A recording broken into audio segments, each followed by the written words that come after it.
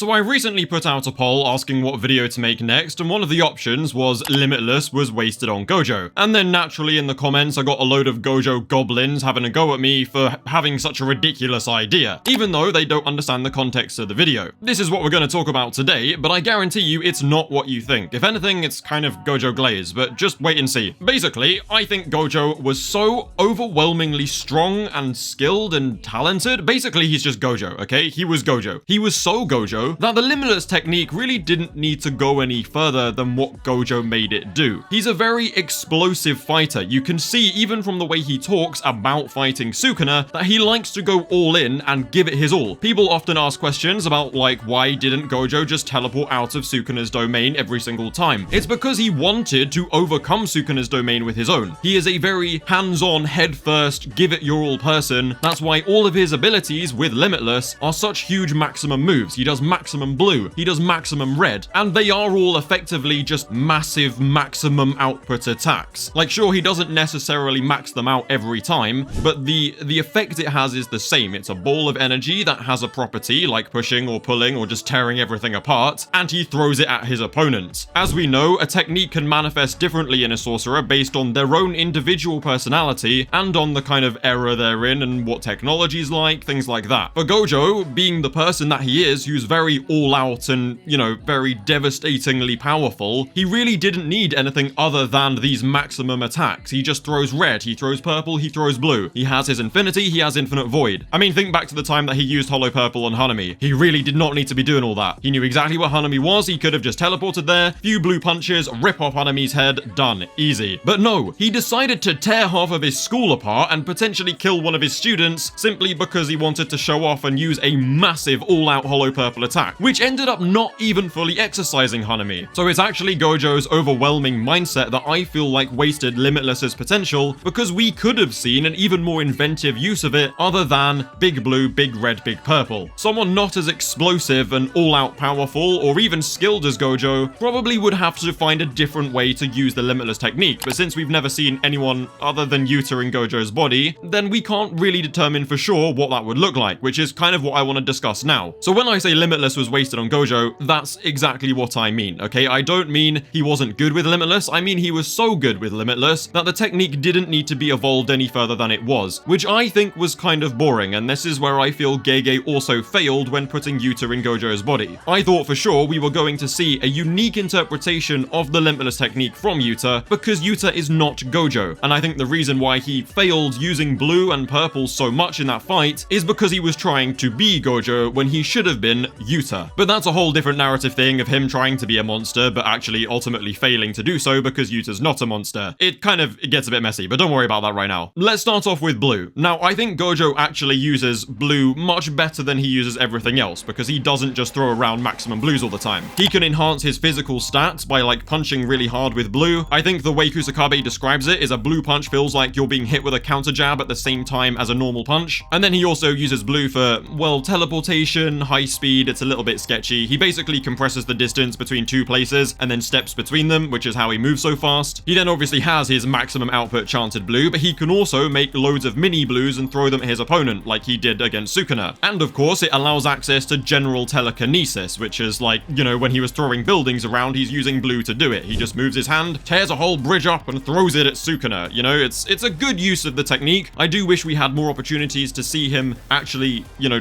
use those moves rather than just maximum output. But overall, I think Gojo's use of blue was actually pretty good. What I really wanted to see from Yuta, though, was to actually use blue to potentially imbue it into his katana and have like an attractive force to double the impact of his katana's damage, similar to how Gojo's punches work. I think that would have been really great for his character, because then he wouldn't have been just a carbon copy of Gojo. He would have been Yuta, who has been imbuing this Curse of Rika into his katana for many years now, so it would be really cool for him to take Gojo's technique and then imbue it into the katana. I think that would be really fitting, but obviously Gege's mind didn't really go there. Or even just straight up making a katana out of the blue energy, like kind of like Reishi, you know, from Bleach. The way that the Quincy's summon weapons and they're all blue energy things, I don't know. I think basically there is way more applications. That then brings me on to red, because red, I can't really think of many different ways to use it other than finding a way to enhance your punches with red. So Gojo uses blue to enhance his punches, but if he used red, he would effectively be creating a massive repellent force that he can punch his opponent with. And then potentially, if he can alternate between the two, he can